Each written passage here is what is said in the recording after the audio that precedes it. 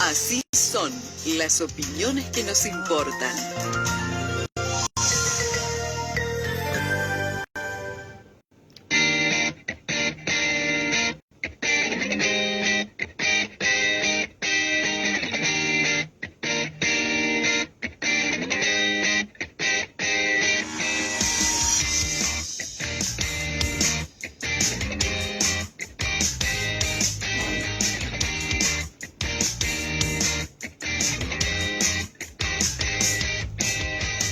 Como venimos mencionando, es un inicio de año movidito en términos, bueno, en términos económicos claramente, también en términos judiciales, y para referirnos a esto vamos a mencionar una noticia que salió la semana pasada, que no fue tan trascendente en todos los medios, si bien se publicó en algunos medios. No se habló de esto, y esto también da cuenta de la agenda, de la agenda que marcan los medios de comunicación, o al menos los principales medios de comunicación, que y lo que tienen en cuenta para marcar esa agenda.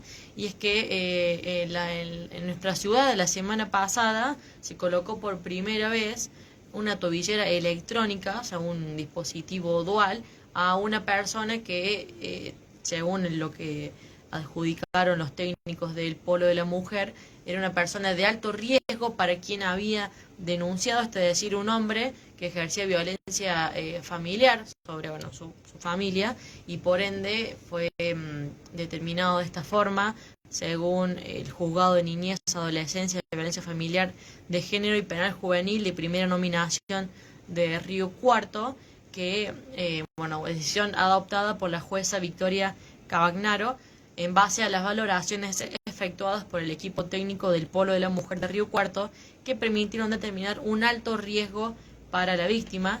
Y también dicen que el hombre denunciado tenía otros antecedentes de violencia familiar. Este dispositivo, en el marco de sus competencias, se menciona la restricción de contacto, la prohibición de acercamiento a menos de 1500 metros y el otorgamiento del botón antipánico a la víctima. Bueno, a la denunciante, vamos a decir. Pero para hablar un poquito más y que nos haga un análisis de lo que implica esta medida implementada en la ciudad de Río Cuarto, y por ser también la primera vez que ocurre en la ciudad, ¿por qué ocurre la primera vez? Podría ocurrir en otros casos, que determinaciones se tienen que tener en cuenta para que esto suceda.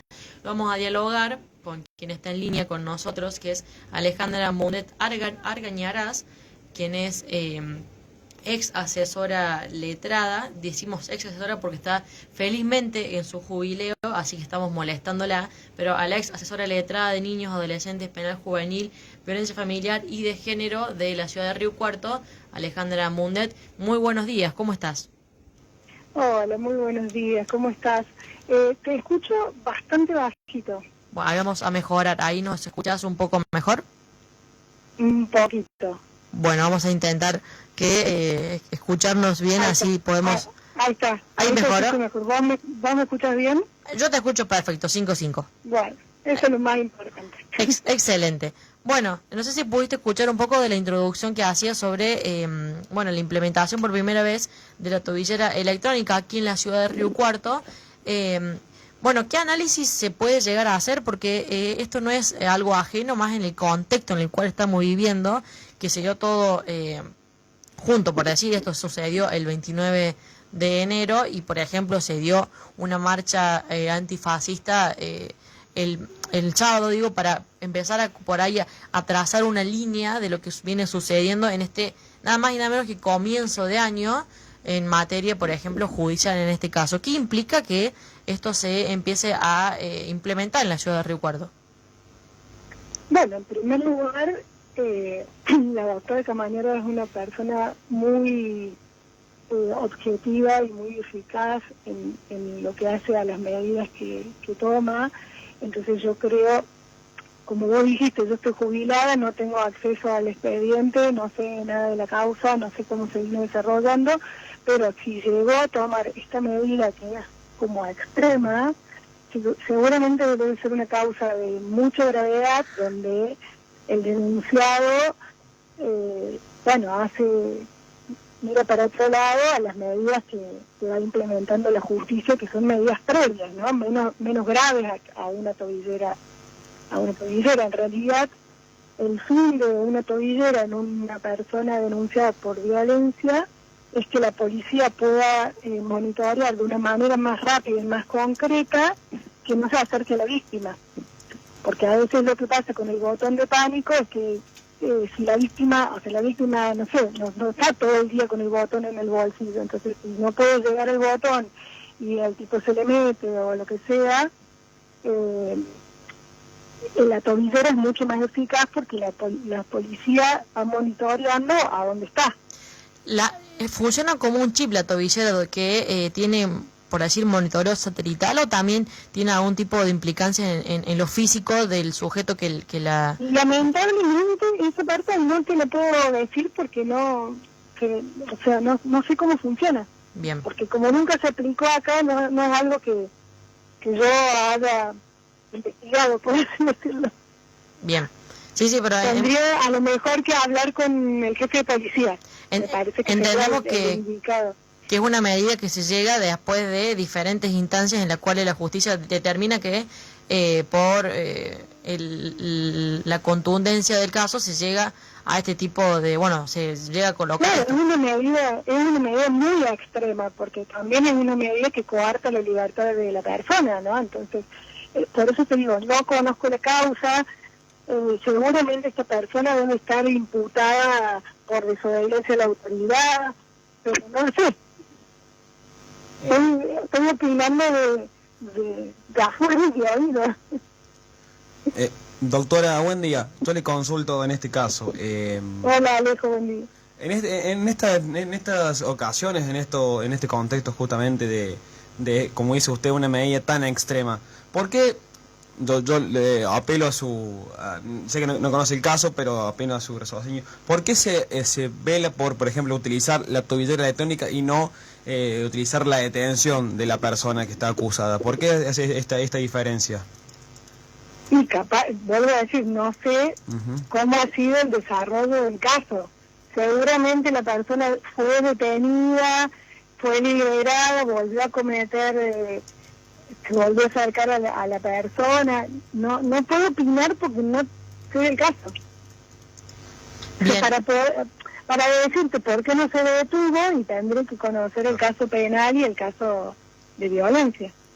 Bien, esto puede llegar digamos, también volvemos a repetir que está fuera, digamos, del conocimiento particulares del caso, pero entendiéndose en un contexto social en el cual esto se viene agravando cada vez más debido a la ausencia del Estado y que se viene retrayendo cada vez más.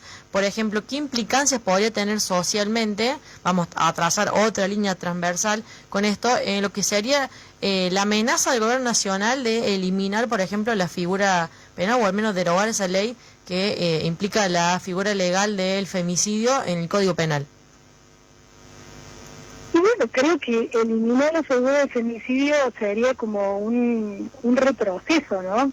Más allá de que es algo que se va avanzando en todo el mundo, en visualizar la gravedad del femicidio, o sea, porque acá la figura lo que hace es agravar el delito, ¿no? Y a la vez visualizarlo. O sea, dejar de decir, yo no la mató el marido. No, el marido cometió femicidio, la maltrató, la golpeó durante un montón de tiempo. Entonces, creo que es como volver a no valorar y no prestarle atención a la víctima, ¿no? Sí, seguir, despojándose de su tarea de Estado, o al menos seguir retrayéndose en esto que debería ser una fuerte presencia. O sea, estamos ante un adelanto. O sea, claramente sabemos el pensamiento de este gobierno. No voy a hablar de cuestiones políticas, pero claramente sabemos a dónde apunta. O sea, la marcha del fin de semana, que no fue solamente en Argentina, o sea, fue una marcha que recibió apoyo de todos lados del mundo, fue consecuencia de un discurso totalmente errado o totalmente retrógrado, bueno, así no quiero ser tan grave, pero yo estuve el sábado en la marcha en Córdoba y me sorprendió la cantidad de gente que había, y era gente que había de gente de 80 años, 60, 70, o sea, todas las edades, desde niños, padres con los niños, madres, mujeres, familias enteras, porque es algo grave lo que pasó, es algo grave que el presidente diga, bueno, más de todas las barbaridades que siempre dice, ¿no? Y creo que eso no hace a que seamos un mejor país, a que tengamos una economía más sostenible, que tengamos una economía más con menos inflación o lo demás. Eso hace a instar al odio y a permitir que se blanqueen situaciones que existieron en otro tiempo, ¿no? A mí, yo que he vivido esos otros tiempos, lo escucho hablar y me asusta. Digo, ¿a dónde vamos? ¿No? Y ya sabemos que los derechos se pueden perder de un día por el otro, ¿no? Sí, eso es gravísimo. Doctora, es gravísimo. Sí, una de las justificaciones que utilizó el gobierno justamente en ese marco de eliminar la figura penal del Código Penal de femicidio es la igualdad del hombre y la mujer ante la ley. Hablan de eso. ¿Cómo va a poder hacer para contrarrestar justamente esa postura del gobierno en materia jurídica? ¿Hay diferencias entre el hombre y la mujer ante la ley? Hay totalmente diferencias. O sea, bueno, los delitos son delitos y cada uno tiene que cumplir por los delitos que comete, ¿no? Pero, por ejemplo, en el tema droga, generalmente las mujeres que están metidas en eso son metidas por el hombre, o sea, hay como... es algo más machismo, digamos. Sí. Que también existe dentro de la justicia, ¿no? Yo le quería consultar, doctora, estos dichos de nada más y nada menos que el presidente, ¿pueden llegar a afectar alguna decisión en la justicia, teniendo en cuenta que es un órgano que debe funcionar totalmente, digamos, y de forma objetiva, pero puede llegar a afectar en alguna decisión que se tome dentro del ámbito judicial? Sí, no debería. Pero sucede en algunos casos. No debería suceder. Somos seres humanos, las subjetividades ya existen, seguimos siendo una sociedad machista, lamentablemente, y eso se nota en todos los ámbitos. Y cuando hablo de machismo no hablo solamente de hombres, ¿no? De hombres funcionarios. Volviendo al tema de lo que por el cual comenzamos la nota, que es la implementación de la tobillera aquí en la ciudad de Río Cuarto, ¿cree que esto puede ser una medida que se siga ampliando, digamos que sea la primera de muchas que se podría implementar, más allá obviamente de las especificaciones técnicas que realiza el Polo de la Mujer y la jueza, que es quien determina, pero si esto llegó para quedarse? Y mira, no sé, eso va a depender de si es efectivo o no es efectivo, va a depender como todo, de cada caso, va a depender del presupuesto que exista para implementar las tobilleras, o sea, ojalá que sea una medida que sirva, ¿no? Que sirva para evitar, bueno, los femicidios que vemos que se suceden en la Argentina a diario. Sí, cuando decimos igual que se sigue implementando, también entendemos una sociedad que está atravesando y está pasando los límites de lo que la justicia dispone, porque si creemos que es una medida extrema, es porque hay algo ahí que, digamos, se sigue atravesando ese límite. Y ya para ir finalizando, quisiera hacer por ahí una valoración en cuanto a lo que mencionaba recién, que es el tema del presupuesto, que cada vez hay menos presupuesto para lo que son políticas de resguardo del género, de las infancias, de las familias. En términos generales, ¿cómo impacta esto, por ejemplo, en las políticas o al menos en el ámbito judicial? El hecho de que se esté cada vez menos presupuesto. Es terrible porque o sea, siempre todo pasa por la justicia, ¿no? Todos creen que es culpa de la justicia, pero en realidad estas cuestiones, si uno deja de lado la prevención, si uno deja de lado el trabajo de campo que se venía, por lo menos hasta donde yo estaba haciendo bastante bien con los escasos recursos que ya tenía la provincia y más con habiendo perdido la ayuda de la nación, esto va a ser terrible. Esto va a ser terrible. Vamos a volver a... Dios quiere que no, pero vamos a volver a la época de antes. O sea que yo soy hombre, yo soy el macho y hago lo que se me canta la gana, te pego, total, y nadie me dice nada. Ya como... Entonces creo que la reflexión sería, no hay que poner tanto el ojo en la justicia, porque cuando llega la justicia el hecho ya está consumado, sino luchar por seguir con la prevención, con la educación, educar a los niños desde el día cero, educar a los padres, o sea, eso me parece que siempre fue para mí lo más importante y ahí es donde fallamos desde siempre. Como, por ejemplo, pensaba, digamos, todas las amenazas a todas las leyes que quiere derogar el gobierno nacional, o sea, como opinión. Sí, pero más grande que eso. Sí, Con todos los organismos que estaban funcionando excelentes de prevención del género, que cerró. Sí. Entonces, no se trata solamente de decir, bueno, vamos a cortar, hay muchos empleados, hay gente que no trabaja y qué sé yo. Se trata de ver lo que está funcionando bien. Este señor del mal ha cerrado organismos que funcionan perfecto. Sí, doctora. Entonces, eso es lo grave para mí. Aluden justamente de sus cierres cuestiones económicas, esto de bregar por el superávit financiero. ¿Cree usted justamente que es algo económico esto o es una cuestión política el cierre de todos estos organismos? No, es una cuestión política, claramente. Y no hizo una evaluación, hizo un estudio de impacto para ver... cerramos esto.